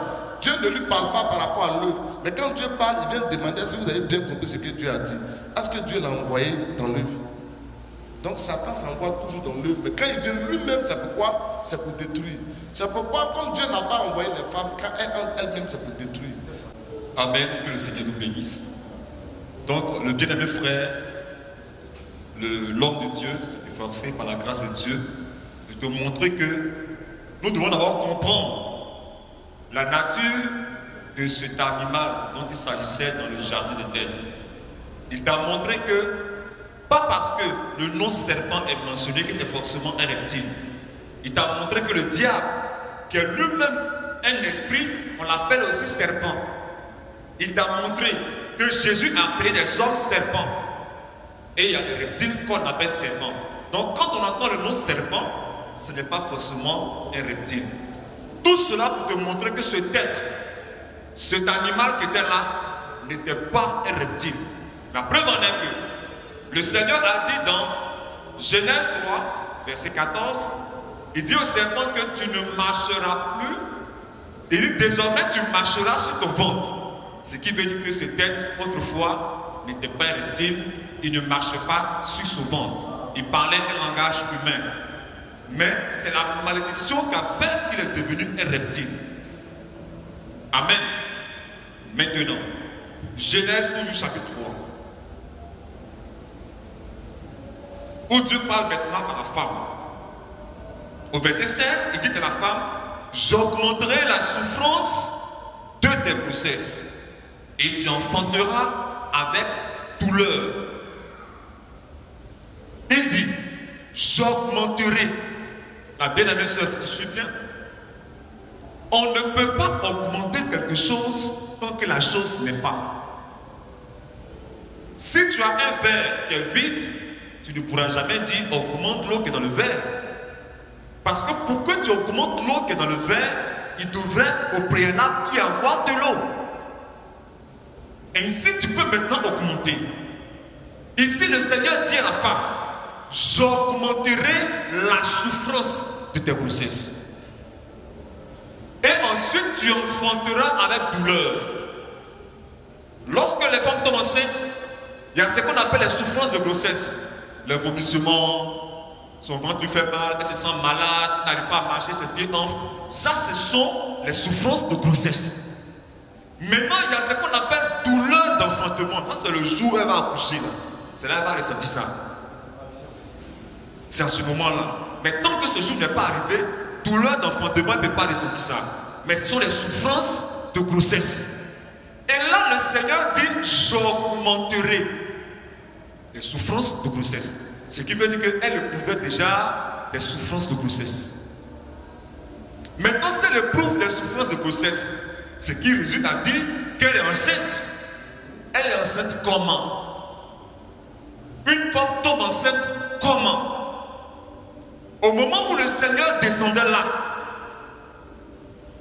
pour parler à l'homme et la femme, il s'était déjà trouvé que la femme était enceinte. Elle avait déjà des signes de grossesse. Mais comment elle est tombée enceinte? Mais quand on nous conte l'histoire, on nous montre qu'elle a mangé quelque chose qui a fait qu'elle s'est rendue compte qu'elle est nue. Mais quelle est la chose qu'on mange et on se rend compte que l'on est nu? Est-ce qu'un aliment que nous mangeons peut nous amener à nous rendre compte qu'on est nu? Quel est cet aliment? Parce que tous les arbres, comme le pasteur l'a dit, et comme la Bible plutôt le dit, qui existaient depuis le jour des têtes, existent jusqu'aujourd'hui. Même le figuier que les hommes ont pris pour faire une ceinture pour couvrir la nudité existe aujourd'hui. Donc il y a un arbre, quand on mange, il te fait savoir que tu es nu. Il existe, il est là. Aujourd'hui, qu'est-ce qu'il fait rendre compte à un homme et à une femme qu'il est nu, au point d'avoir même honte? Il y a un fruit qu'on mange.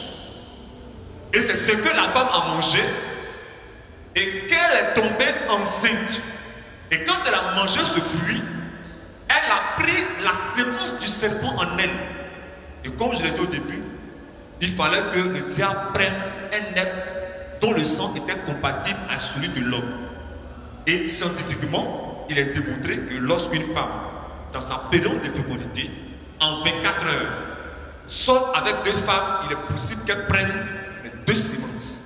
Donc elle peut faire des jumeaux de pères différents. Ça, c'est démontré scientifiquement. C'est déjà arrivé même en Europe. Aux États-Unis, cela c'est Facebook. Et plutôt sur Google, vous pouvez vous renseigner là-bas. Donc, en cet espace de 24 heures, quand Ève a eu des rapports sexuels avec le serpent et dont elle a pris sa semence, elle est allée vers son mari, qui lui aussi a eu des rapports sexuels avec elle. Et ainsi, elle a pris les deux semences. Alors maintenant le Seigneur va parler. Et il dit à la femme, plutôt au serpent, je mettrai une inimitié entre ta sémence et la sémence de la femme. Parce que les deux semences étaient déjà dans le ventre de la femme. Il y avait déjà une guerre qui était déclarée. Et c'est Dieu qui avait déclaré cette guerre. Et quand les éléments sont sortis, c'est là maintenant nous allons comprendre dans 2 Corinthiens chapitre 1 Corinthiens chapitre 2 verset 14, où la Bible va maintenant nous révéler l'homme animal. Il nous fait maintenant la différence entre l'homme animal et l'homme spirituel. Sous le commencement, il n'y avait que l'homme. Mais à cause de ce temps qui s'est passé, il y a eu une nouvelle espèce. On dit une espèce.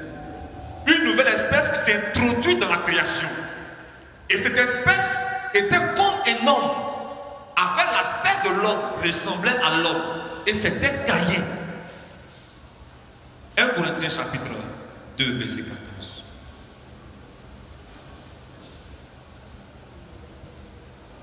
Il dit, au verset 13, et nous en parlons, non avec des discours qu'enseigne la sagesse humaine, mais avec ceux qu'enseigne l'esprit, employant un langage spirituel pour les choses spirituelles. Mais l'homme animal ne reçoit pas les choses de l'Esprit de Dieu, car elles sont une folie pour lui.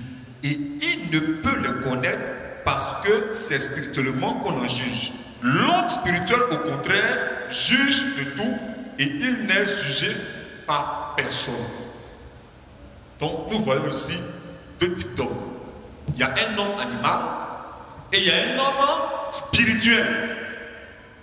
Mais au commencement, quand Dieu a créé l'homme et la femme, la Bible dit et les appela du nom d'homme. Genèse chapitre 5, verset 1er au verset 2.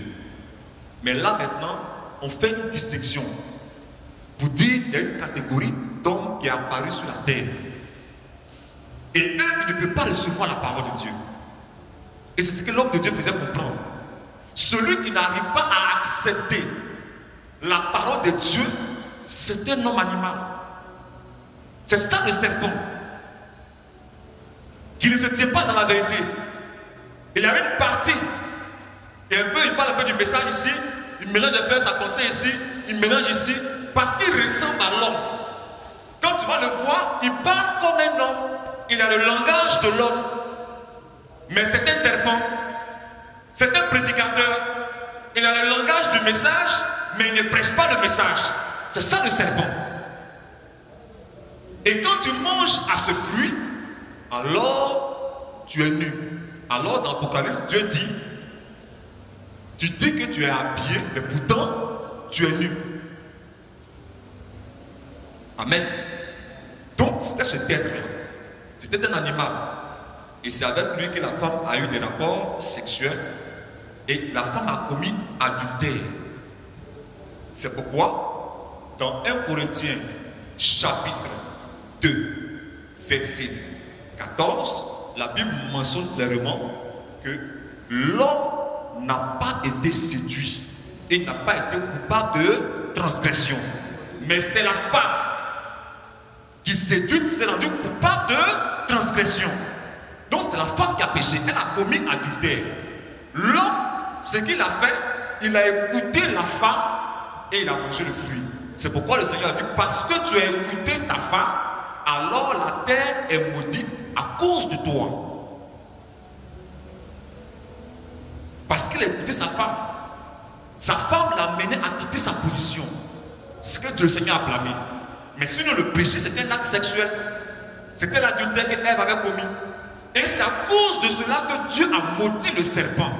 Parce que si Dieu laissait le serpent intact, Ève allait retourner là-bas. Adam ne connaît rien. C'est pourquoi c'est le serpent qui a pris ça à Ève. Et c'est Ève qui a pris ça à Adam. Donc, il n'y a personne dans les deux hommes qui maîtrise ça mieux que son camarade, si ce n'est que le serpent. C'est le serpent qui maîtrise ça mieux. Donc, si la femme a besoin de satisfaction, elle ira vers le serpent.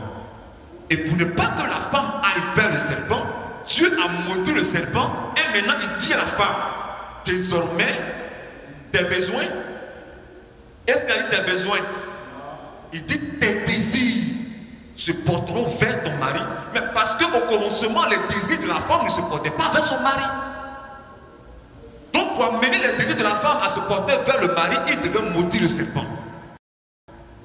Voici la cause pour laquelle le serpent est devenu un reptile. Donc comme maintenant il est reptile, la femme ne peut plus aller vers lui. Elle est obligée maintenant de se tourner vers son mari. Voilà.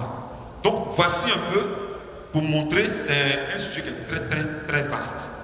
Donc pour montrer un peu, et pour prouver ce que nous disons, que c'est le rapport sexuel entre le serpent et la femme qui a commis adultère, et entre l'homme et la femme qui n'a pas attendu le moment de Dieu. Sinon, le sexe n'était pas donné par Dieu à l'homme pour se reproduire. Parce que la question conduit pour dire pourquoi Dieu a-t-il donné le sexe à l'homme pour la procréation? Non.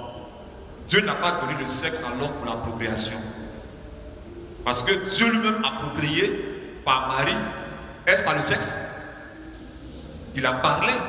Marie est tombée enceinte et elle a enfanté. L'homme est venu à l'existence par quoi? Par le sexe. Par la création que l'homme est venu à l'existence. Donc Dieu n'a pas donné le sexe à l'homme pour la procréation. Non. Ce n'est pas le but pour lequel Dieu a donné ça à l'homme. Mais c'est le serpent qui a dit à la femme que ça là, ça peut t'amener aussi à te procréer. Et quand elle a appris ça, elle allait dire à son mari, ça là, avec ça on peut procréer. Et ils ont fait, et effectivement, ils ont procréé. C'est pourquoi elle a dit, j'ai formé un homme. On va lire cela, Genèse chapitre 4, verset 1er. Adam connut Ève, sa femme, elle conçut. Et elle enfanta Caïn et elle dit, j'ai formé un homme avec l'aide de l'Éternel. Elle aussi, elle a procréé.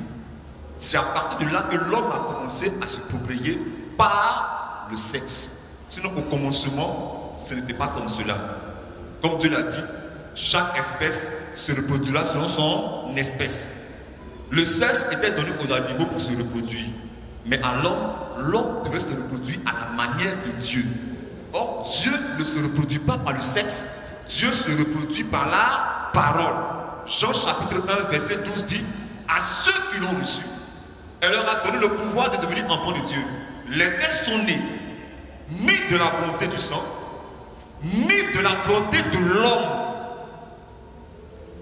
mais de Dieu. Donc, la volonté de l'homme, la manière de l'homme de se reproduire n'est pas la manière de Dieu de se reproduire. Voici pourquoi aujourd'hui, nous avons besoin de ce qu'on appelle la nouvelle naissance. Parce que la première naissance nous conduit à la mort. Mais la nouvelle naissance nous conduit à la vie éternelle. Et tous ceux qui naissent de cette naissance-là ont la vie éternelle.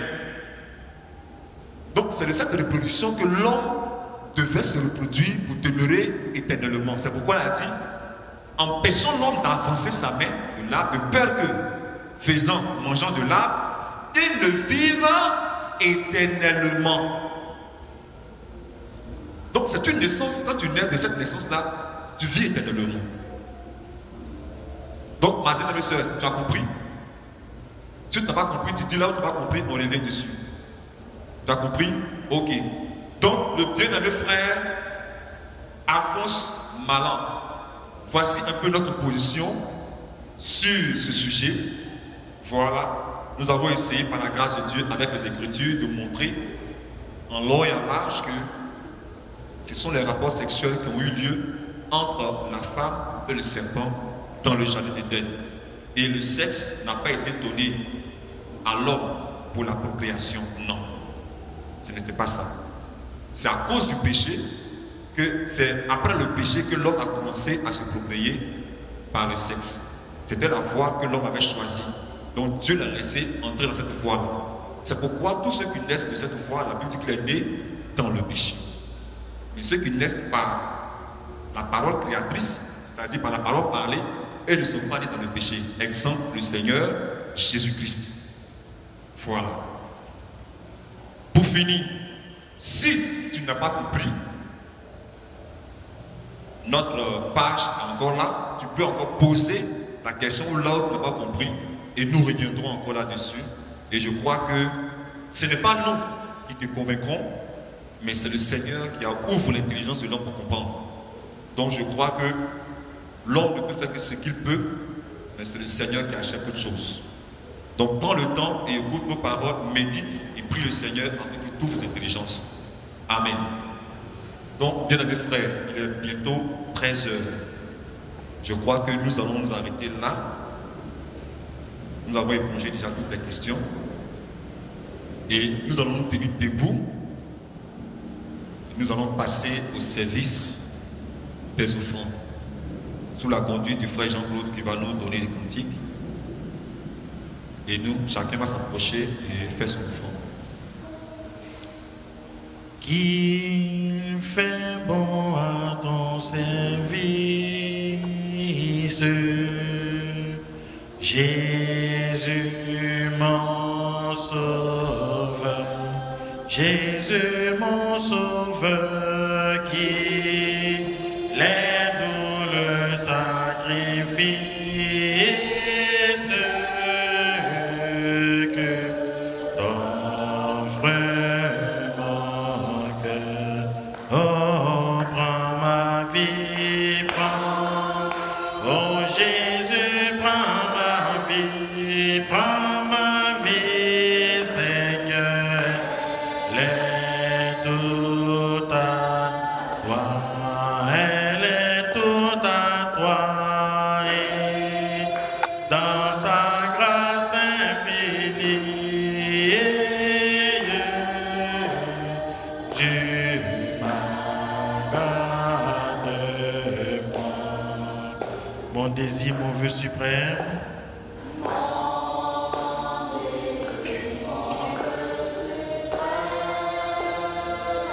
c'est ta volonté.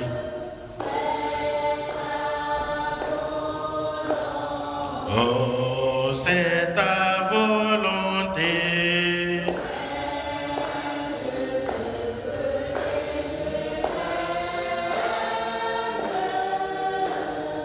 Que ta volonté, oh, prends ma vie.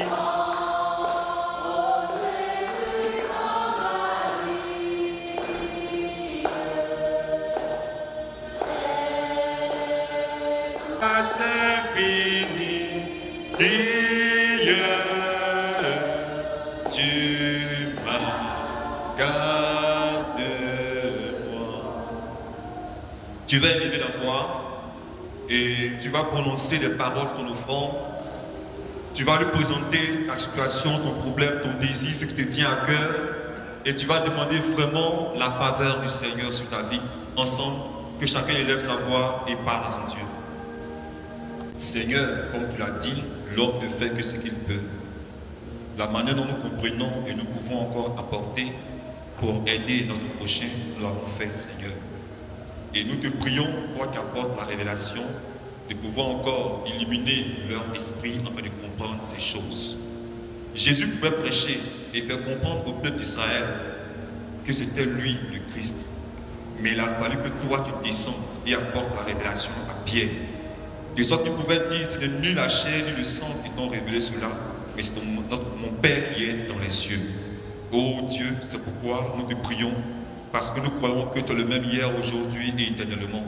Apporte-nous encore cette révélation, qu'elle illumine encore notre âme, pour que nous comprenions encore les voies du Seigneur, afin que nous sachions marcher dans ses voies. Bénis les offrandes que nous t'apportions, Seigneur. Bénis les cœurs qui nous ont apportés. Souviens-toi de ceux qui n'ont pas pu les apporter.